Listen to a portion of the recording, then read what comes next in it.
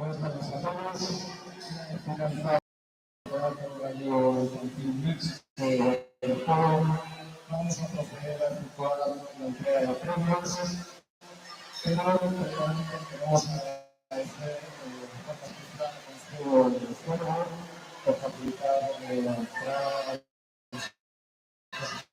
de esta acción y la celebración de campeonato, y también a la entidad del foro por su colaboración en la organización del evento, la aportación de a todos los artistas. La entrega de los premios, el concejal de Régimen Interior, Alfredo Fernández, y el presidente de la Federación de Natación, Juan Carlos Guillón. Y la señalización, indicar que el tercer clasificado del campeonato infantil de waterpolo de esta temporada, de esta temporada, ha sido Polo Corona Díaz Atlas. Un fuerte aplauso, por favor.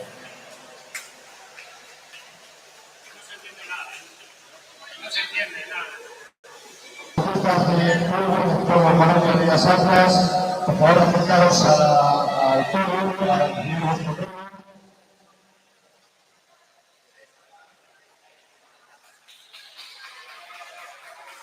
Un fuerte aplauso, por favor.